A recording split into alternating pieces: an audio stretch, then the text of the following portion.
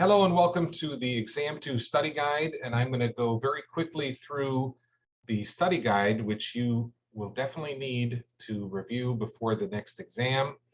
I suggest reviewing it as well as keeping a copy handy while you're taking the exam. I don't consider that cheating. I want you to learn the material, so you'll need a reference. So we'll go through it quickly. I'm going to emphasize what is important. As I always do, just for a refresher, I take the exam and just cold, to see how I do. And I always do fairly well, but I always miss a few things. So I want to make sure that, that I'm clear on what to study for in case there's some things that might be confusing. So we start with chapter 7, the president. And, you have some of the basics here. Initially, under the Articles of Confederation, we had talked about the president did not have a lot of power, had almost no power, and was basically presiding over Congress, and there was no executive branch. And without an executive branch, you can't implement policy.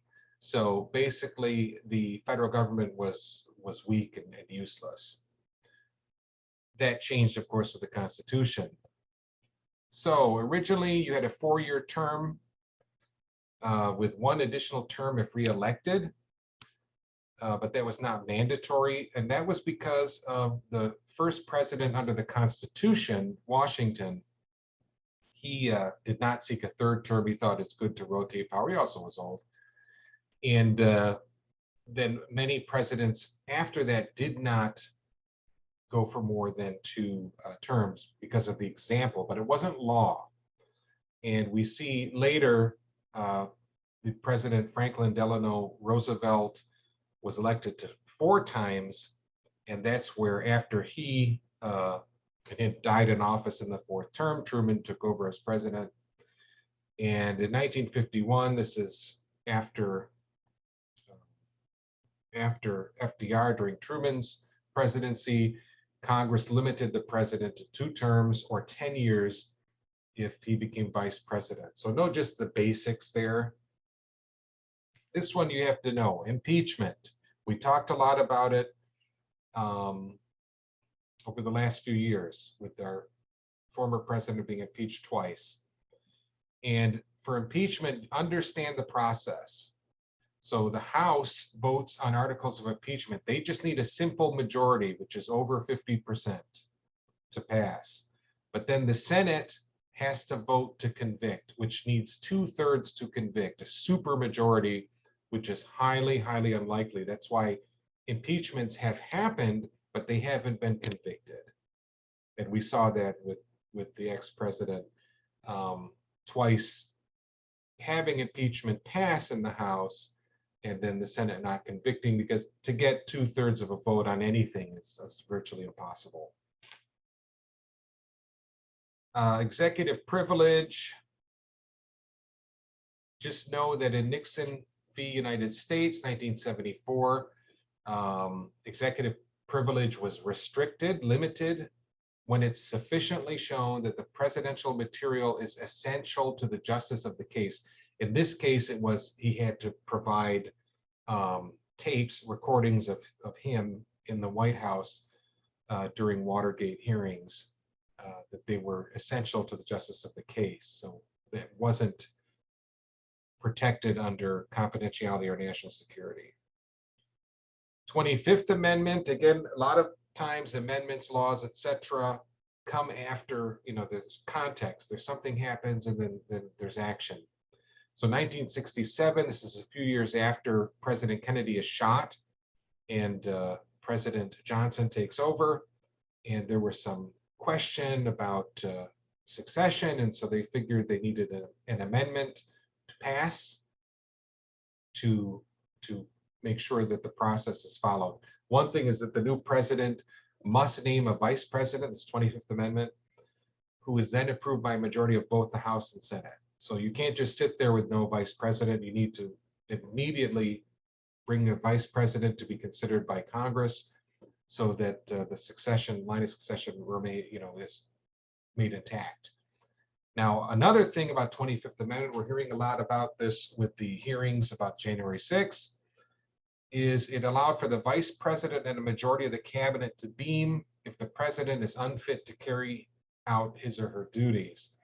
And so if a vice president and the majority of the cabinet say, hey, this person's nuts, or person is in a, Sarah, your mic is on.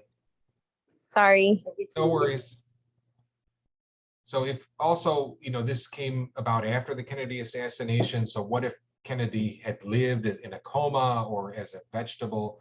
You would need to have the power to have the president taken out. What happened earlier, and I mentioned in an earlier lecture, is you had President Wilson, who had a stroke and became pretty much bedridden, and his wife would go in and say, well, he said this or that, and she was the only one allowed to talk to him, and so who knows if he even said anything. So they didn't want that. They wanted the vice president and majority of the cabinet to say, nope, we're going to do the 25th Amendment and get this person out of office.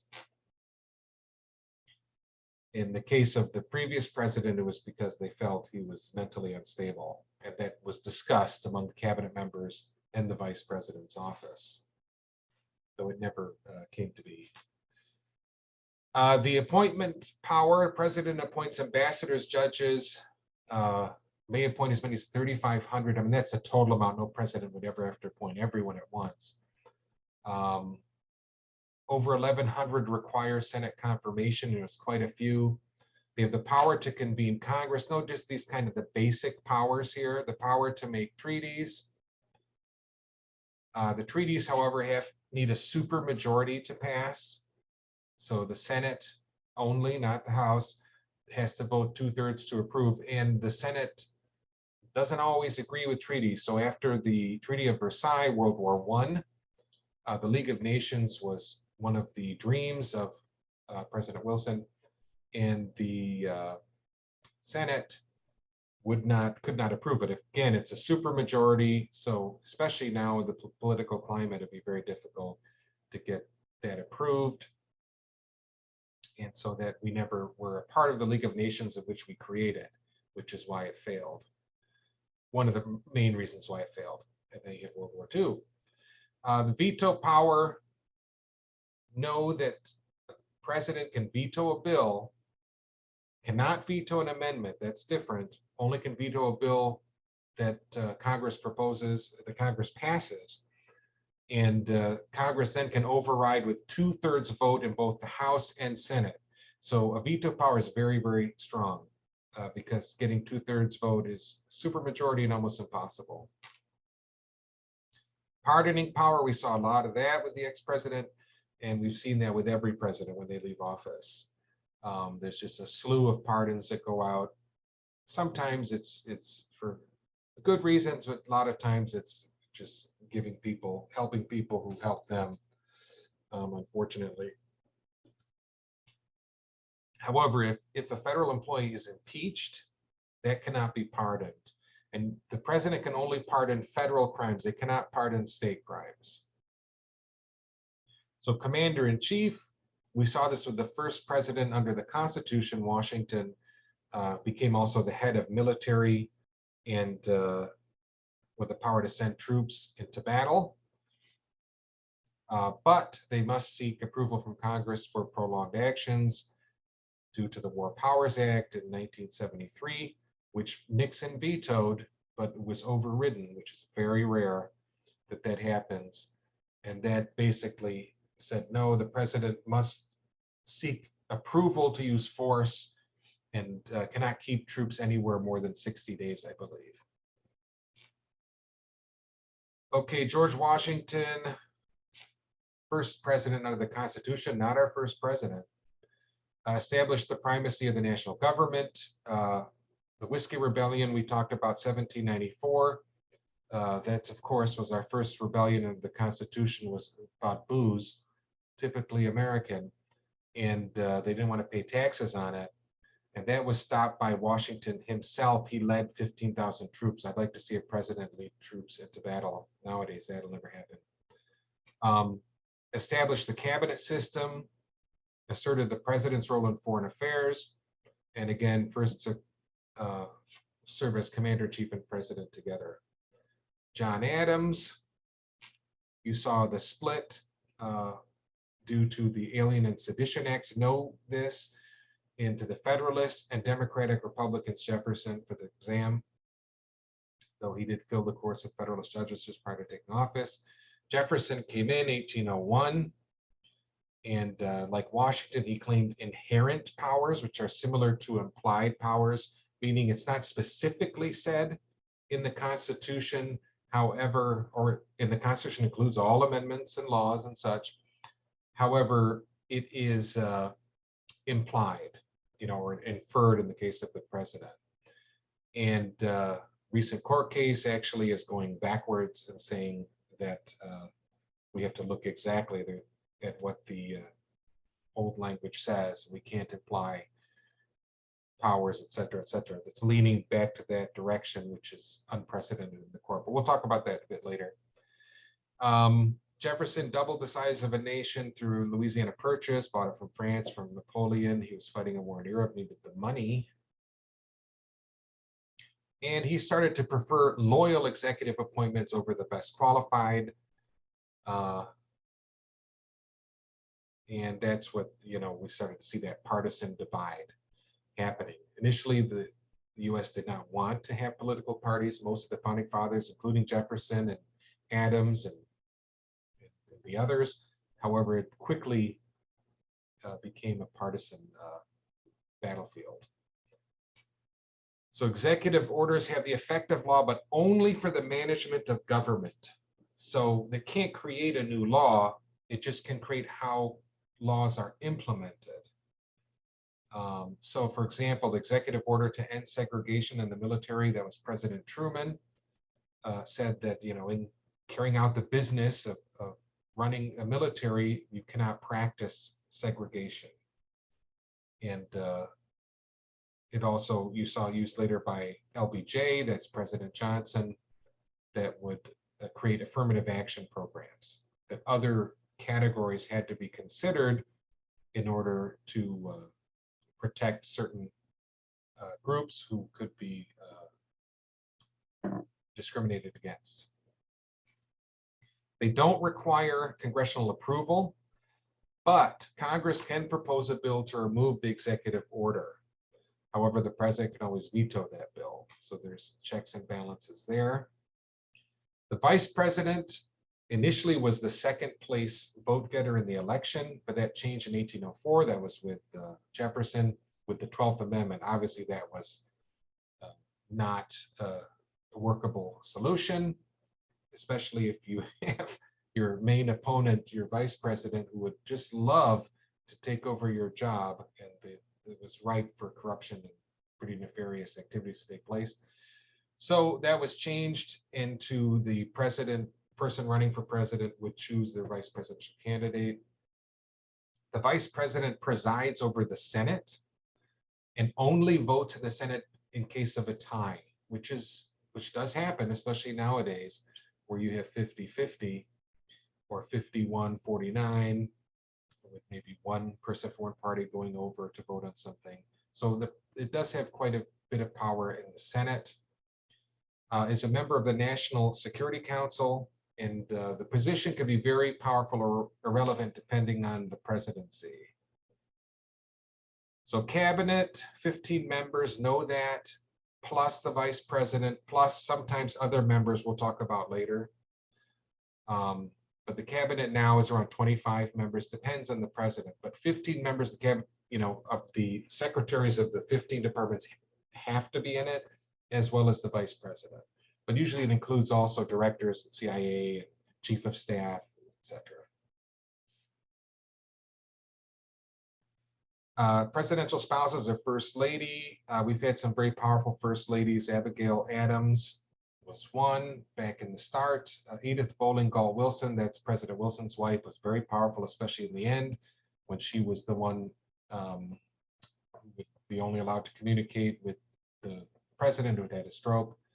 And Eleanor Roosevelt, of course, is very, very powerful. You could add some modern examples there, Hillary Clinton and possibly, Michelle Obama to that list. The Executive Office of the President, this was established by FDR. Know this, to oversee the New Deal programs. Council of Economic Advisors, Office of Management and Budget, and Office of the Vice President, Office of U.S. Trade Representative, several agencies were all put together as the Executive Office of the President, but know especially the Office of Management and Budget for the exam, why that was set up, and I think we'll get to that in a little bit. National Security Council, know this. Headed by National Security Advisor, includes President, Vice President, Secretaries of State, Treasury, and Defense, and Chair of the Joint Chiefs of Staff. That legally has to have those members, though often presidents will include other people. So each president's a bit different. We saw in the last presidency, there was that wanted to include his daughter and son-in-law, and they were not allowed because they didn't pass security clearance. So it's not anyone they want. There has to be security clearance as well that needs to be passed. White House Staff, Chief of Staff, runs the day-to-day for the president, is closest to the president, and then they have several assistants and senior aides. These do not have to be approved by the Senate. Know what bully pulpit means. So FDR had something called fireside chats on the radio where he would speak directly to the people about issues.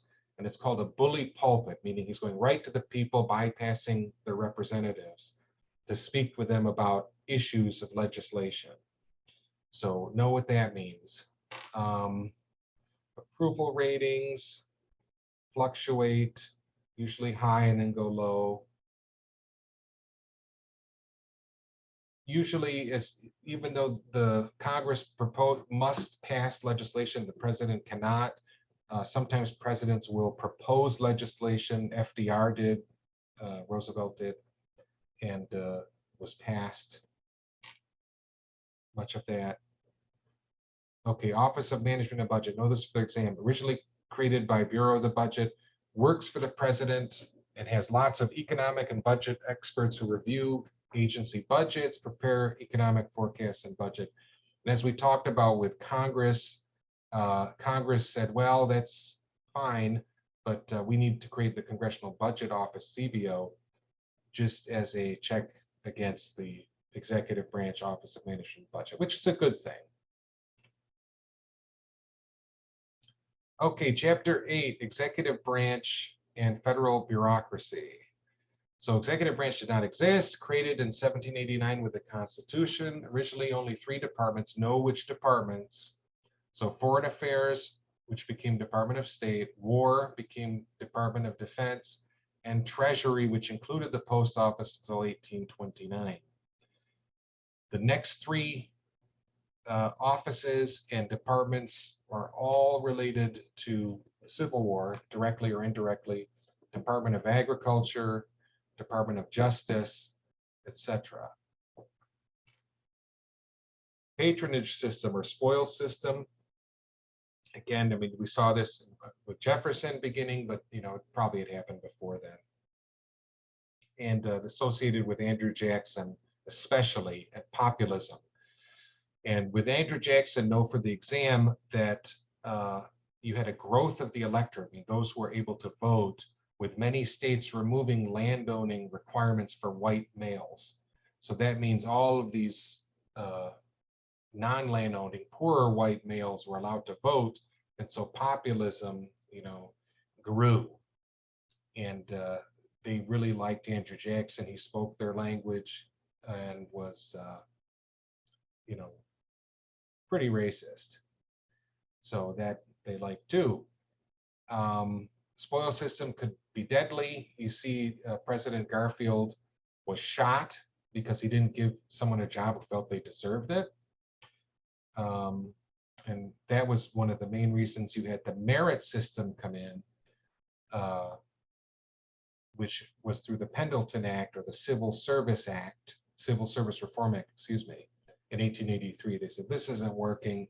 We need to have some sort of exam structure for hiring people so that this doesn't become a bunch of, cronies put into government. Government's not going to be able to function.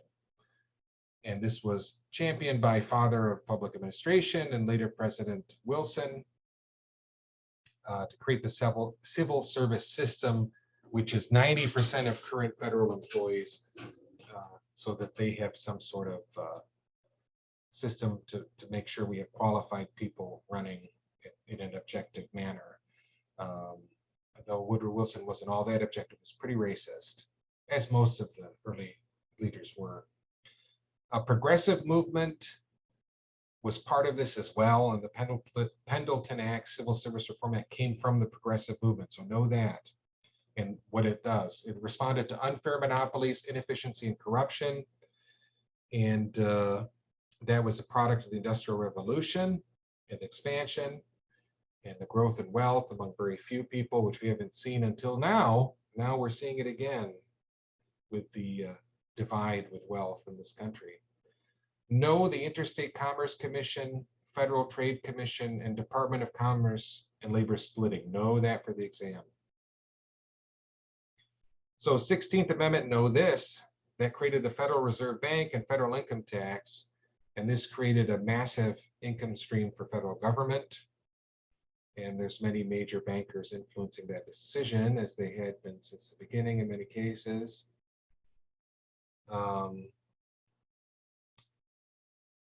FDR, New Deal, we talk about that. You see another enlargement of the executive branch of government with the New Deal, all of these programs. World War II veterans benefits, the GI Bill, allowing veterans to go to college, to buy a house, other benefits, healthcare. And so you see the executive branch growing and growing and growing. You saw it continue to grow with Eisenhower, who was Republican, with the interstate highway system, and then continued to grow as well with the Johnson administration. And even Nixon, who was Republican, created the EPA, which you saw grow and grow and grow. So know that. Know the current cabinet departments. So if you get a question saying what's missing from a list, know what they are. So the cabinet, we talked about 15 cabinet department heads. They're called secretaries. If it's an agency, it's usually a director. So 15 department heads, secretaries, the vice president, and whomever else the president chooses. You don't need security clearance to be in the cabinet. Usually chief of staff, currently with the vice president, is 25 members. The previous administration was 24. Federal agencies include the cabinet departments and the agencies underneath. For example, FBI is under Department of Justice. However, not every agency is under a department, and that's for good reason, so that they have some anonymity and autonomy and cannot be politically manipulated. So there's a few different types. Know what they are. Government corporation, Amtrak, FDIC, the Postal Service, independent executive agency, EPA, NASA, CIA, means they're not under any department, they're by themselves. An independent regulatory commission, FCC, SEC, etc. Know some examples of what is what there. Okay. So executive branch rulemaking through regulations. Again, it's regulations about the executive branch, not laws for everybody. And no accountability within the executive branch. Now, there's other checks and balances that we've talked about that exist. This is just exclusive to the executive branch, so know these. So for example, Congress can pass legislation that alters agencies' activities. If they see something happening in the executive branch they don't like, they can pass a law to change it. Of course, the president can veto. They can also abolish existing programs and agencies. That's within the purview of Congress. So they can say, no, this doesn't exist anymore, and it doesn't. And they control the purse strings, so they can refuse, that's the House, refuse to appropriate funds for certain programs. The judiciary can rule on whether agency personnel have acted within the law and require policy changes to comply with the law. And you do see that happen quite a bit. And force agencies to protect the rights of individuals. So the judiciary generally will have the most activities to deal with executive branch issues, more so than Congress, because it's a higher bar in Congress. A judiciary, know these terms: original jurisdiction. So that means a court hears a case. Everyone comes, they bring the witnesses, etc. Appellate jurisdiction is reviewing cases of original jurisdiction. So they're not hearing new cases. They're just looking at the old case, what happened, and they can change the outcome if they desire. And Judiciary Act of 1789, know what that is. That's creation of the federal judicial system. Know the difference between federal district courts, circuit courts, and the Supreme Court. So know that what they can do. Federal district courts are original jurisdiction. They hear the cases, original jurisdiction. Circuit courts or courts of appeals, they're the same thing. Review district court cases only. They do not hear new cases. Supreme Court, which originally was 6 members, now is 9. It changed in 1869, hasn't changed since then. Can do both. Can have original jurisdiction or appellate jurisdiction. So usually it's appellate. John Marshall, know that he really made the court serious before it wasn't taken too seriously. You saw John Jay, one of the original Supreme Court justices, say, I'd prefer to work for the New York Supreme Court, and left. So it wasn't taken as seriously. But after Marshall, it started to be. So Marbury versus Madison, know this. McCulloch versus Maryland. Marbury versus Madison established judicial review, or president said, yep, we're applying this from the Constitution. We can say if a law is found unconstitutional, and we set the precedent that can nullify or change the law. McCulloch v. Maryland, know that one. Broad interpretation of necessary and proper. That gave the federal government, they said, yes, this is how we interpret the Constitution, that implied powers are necessary for enumerated powers. Implied, of course, not written in the Constitution, enumerated are. District courts, 94 total currently. California, Texas, and New York have 4 each. There's 670 district court judges.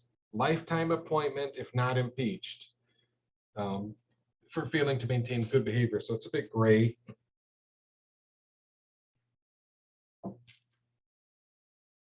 And they have to be appointed by the president and confirmed by the Senate, which can really take long. And we're just talking about district courts, not the hundreds of district court openings we had in the last 10 years, not the Supreme Court. So it can get very, very political. We saw that with Obama having 100 plus not approved, the Republicans holding out so that they would be able to fill the courts with conservative justices. And we're seeing the fruits of those labors over the last 10, 15 years right now, with several decisions that just came out that are really kind of taking back the 14th Amendment due process, equal treatment under the law rulings, and could be dangerous and set us back quite a bit, in my personal opinion. But that's what happens when you stack the court in your favor. And you don't have a court that represents the country anymore. So jurisdiction must involve federal or multi-state issue. This is for federal jurisdiction. And know these three things: where the federal government is a party in the case, whether there's a federal question, meaning is it a constitutional claim or a treaty with a nation or regarding a federal statute, or civil suits for citizens from different states at amounts greater than 75,000. U.S. attorneys, so there's 1 per district, so there's 94 total, and they're basically like the prosecutor. And they are nominated by the president, confirmed by Senate. And they don't often do this, but the president can fire them all, and Trump did. He fired all 94 when he went into office. 46 were Obama appointees, and hired all new people.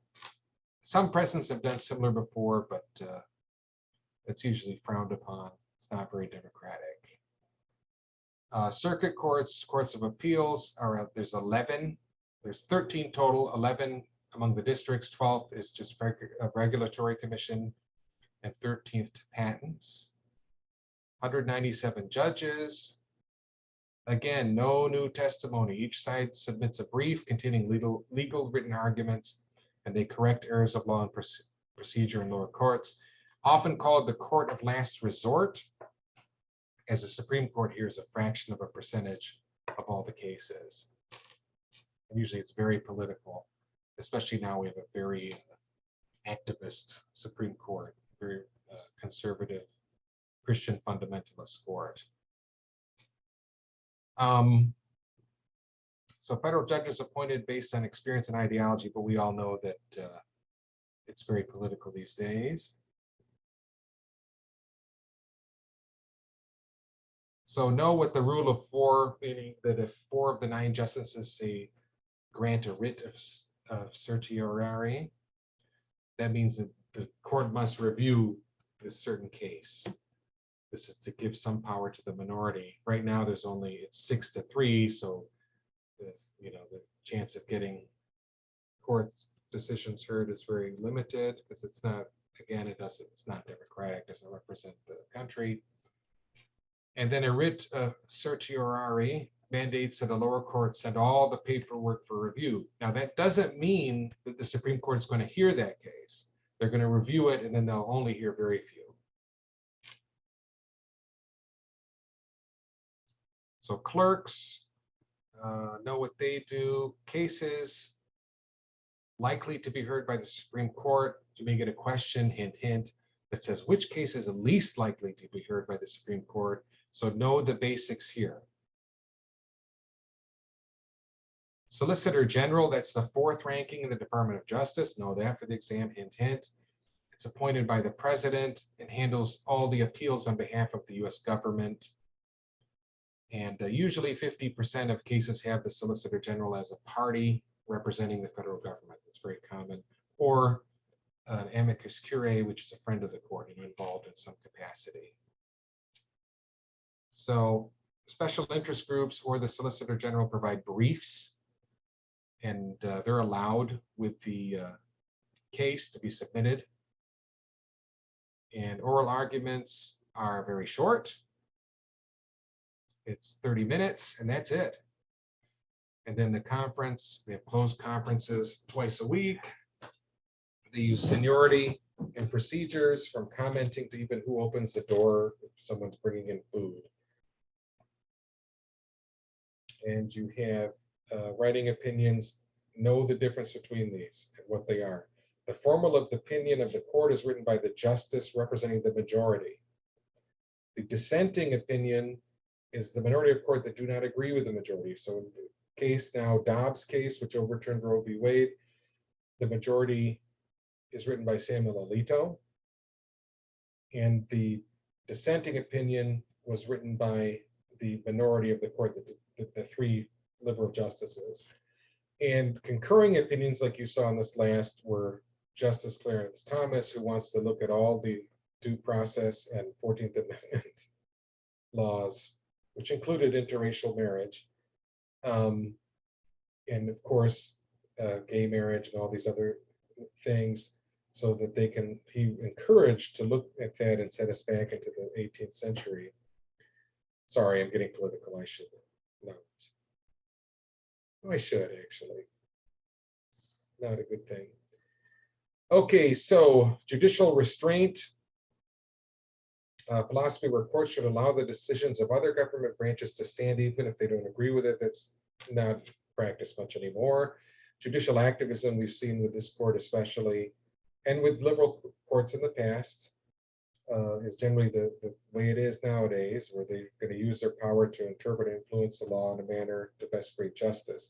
for example, if you're looking at Dobbs' decision, do we really think that all the justices believe that, well, this is a matter of that the true democracy requires the law to pass and beyond the books and the originalist mentality or strict constructionism, that they really believe that, or is it convenient because they don't want abortion, they don't want gay marriage, they don't want these things? So, and we've seen that often, it's whatever is convenient they'll support. And originalism, strict constructionism, that type of attitude, and also the whole, give it to the states, the anti-federalist often was used to support things like slavery and other, basically we want to protect our bigotry. And unfortunately, it's often used in that case. So I always think it's a red flag in some cases, not always. Sometimes it's better to go back to the states. But again, is it a genuine or disingenuous motivation to do so? Okay, that happens in both parties, but we're seeing it especially now with very conservatives. Chapter 11, political parties. These were meant to be temporary. Unfortunately, we talked about it just after Jefferson, it was all, the gloves were off. Know about populism and President Jackson and the spoils system. Know about the progressive era. Know what a political machine is. So that's usually political machines used like, hey, we'll give you a job if you vote for us, and provided upward mobility for immigrant groups, especially Irish, Italian, could be Polish. And it was a way to control elections. You saw this in large cities. And so there's lots of corruption generally. Progressive era changes, know what happened there. Candidate-centered politics. So after World War II, the focus moved away a bit from the political party. Boy, we've changed now. We're extremely partisan, which is terrible. And because people were moving to the suburbs, you had less grassroots actions. They were looking more at the person rather than the party. And then you had this rise of the independent voter. That's probably shifted a bit back to more partisan. It ebbs and flows. Know the difference between Democrat and Republican committees and the National Convention. They're a bit different. Republicans, winner take all. Democrats have the proportion of delegates from each state match the percentage of votes for each candidate. Okay. Precincts. So if you get a question saying 500 or 50 precincts, know that that's a small number. This is a big hint for the exam. So there's, right now I think over 100,000 precincts in the United States. So just understand that, so you have an idea of how many there are. There's, over 100,000. Informal groups, you have lots of different advocacy groups, labor unions, think tanks, nonprofits, the 501c4s. We talked about that with dark money and all of this. So there's lots of informal groups that have power over government, usually centered around money. Corporations now have a lot of power due to Citizens United, which was a terrible ruling, in my opinion, and very undemocratic. Party building activities. So know this one: federal election laws permit state and local parties to spend unlimited amounts of money on party building activities, such as voter registration drives and get out the vote efforts. You can't spend everything on other stuff, but if it's about voter registration and get out the vote, you can spend whatever you want. Gerrymandering is the intentional drawing of congressional districts to favor one party over another, and then create an artificial majority. And we see this happening all the time in both parties.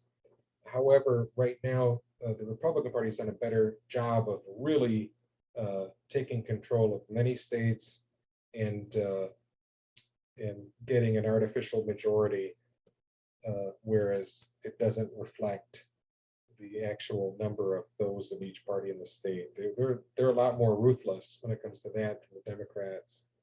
And part of the Democrats, the larger, bigger tent party with different groups, they don't get along as well. And they will appear weak because they don't always move in one direction. The Republican Party is very hierarchical and everyone steps in line. It's splitting a little bit with the Trump act, and those who were against Trump. So you're seeing some fracture in the Republican Party, but in general, in the past, it's been everyone in lockstep. But it's good to see some fraction breaking off there, because it was really going a little too far right and not a healthy situation for the country. So political socialization.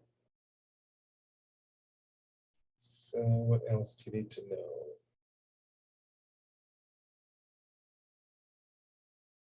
So minor parties have had influence, but usually don't do well because we have winner-take-all system generally in primaries. See what else.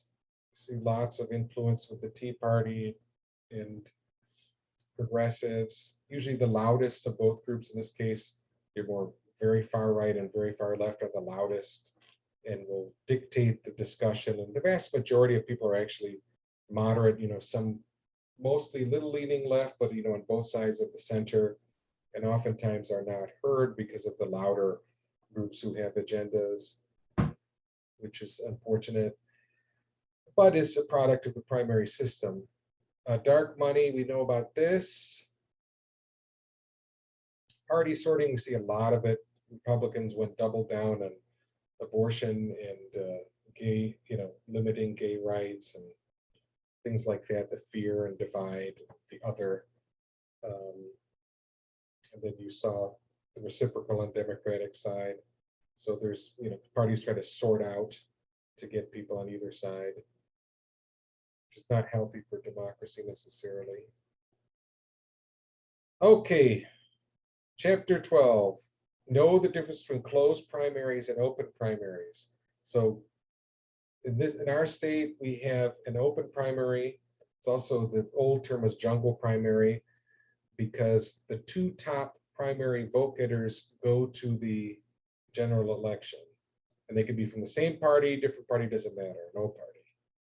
So that is different in California, Louisiana, Nebraska, and Washington. I think it's going to become more popular down the line.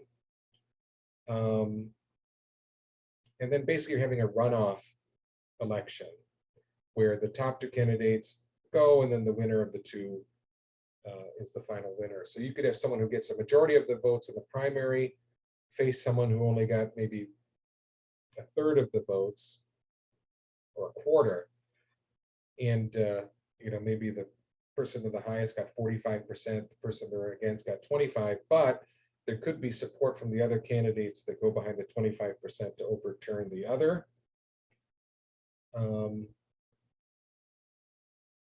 General elections, usually the first week in November, and the winner taking office.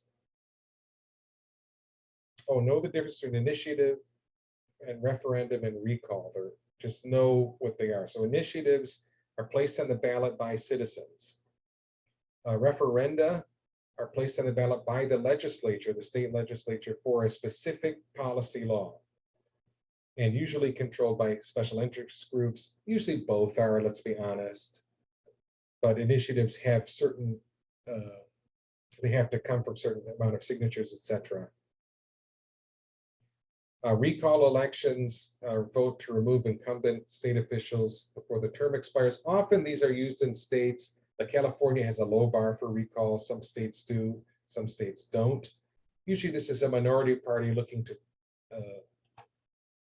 utilize, kind of manipulate the system to get rid of someone in the majority party. It's never really, it's not often a genuine concern for whether the person is doing a good job or not. It's just masked in partisanship. There's always exceptions to that.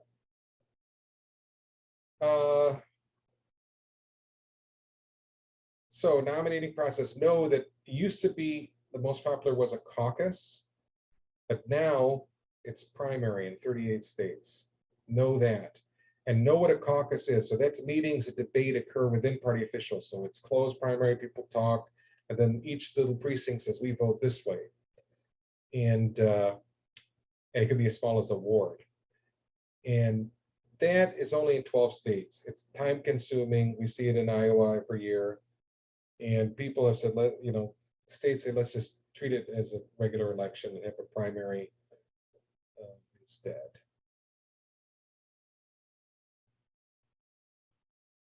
And usually during the primary or caucus, either one, your more extreme ideologies, both on the right, Republicans or left with Democrats, have a much greater influence in that process, because the vast majority of people who are, a little left of center or even a little right of center are less likely to participate in the primary. They just wait for the general election. Know this, you need 270 electors, electoral college to win the presidency. The number of electors, it's the number of senators and representatives from each state. So know that, that's one of the questions. And the popular vote winner may lose the election. This has happened, unfortunately, several times, and probably will happen again. Congressional elections, what do you need to know here?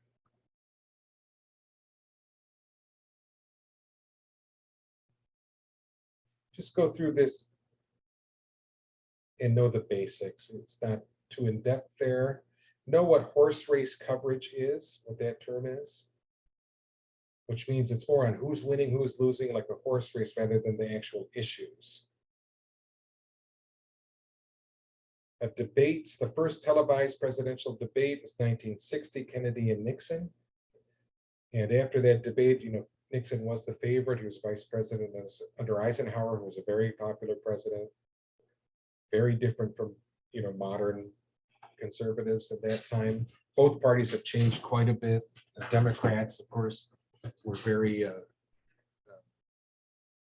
lots of issues in the South with prejudice, etc., prior to FDR and then later LBJ. So they've kind of changed and morphed over the years.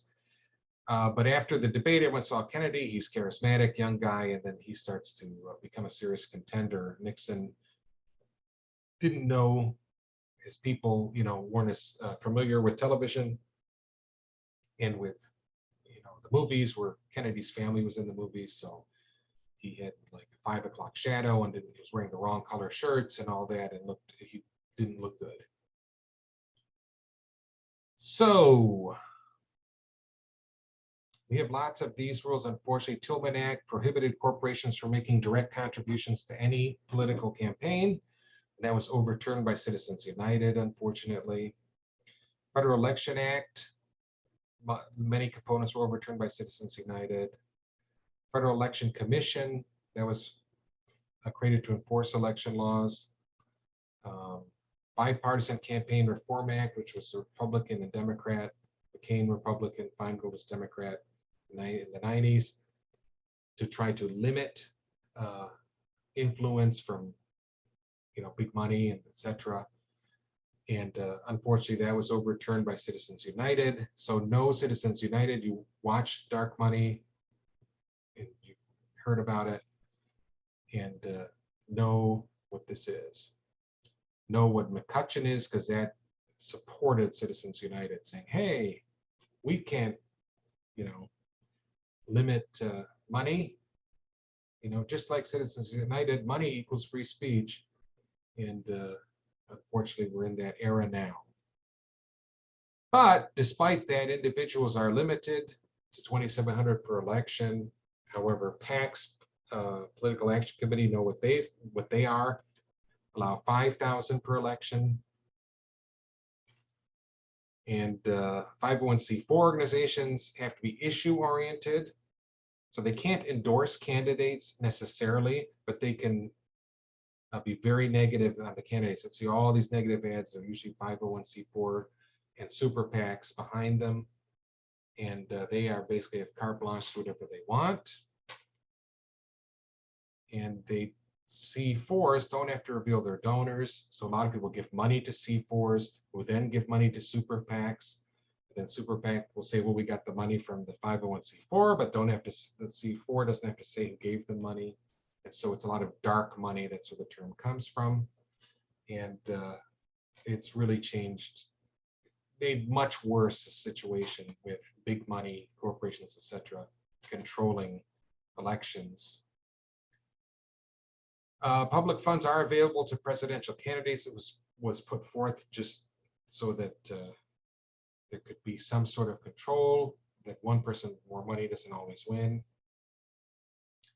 And usually this money is not taken because there are restrictions on who can give money and the type of fundraising and spending. So candidates now often will not use that money, which is unfortunate. There has been a call for publicly funded campaigns to reduce corruption, and that's kind of just been meandered around for several decades. Okay, ideology, you pretty much know that. And then who is more likely to vote, etc., to vote for whom. So that is it. That's a lot of stuff. Sorry I went through it so fast. Make sure to review this, have this with you when you take the exam. You should be fine. Any questions from my two wonderful students who showed up to this? I'll take that as a no. And I'm going to take this recording and put it online and you will hear it. So thank you everyone for a great semester. And if you have any questions prior to the exam, which is tomorrow, really midnight tonight, you can take it. I wouldn't recommend that. Have good night's sleep, and then it's available on Saturday up till 11:59. Do it yourself. Don't work with others. Don't cheat. The important thing is to learn the material. And oftentimes cheating leads to a bunch of people having the same wrong answer. So I will stop the recording now, and thank you for a great semester again.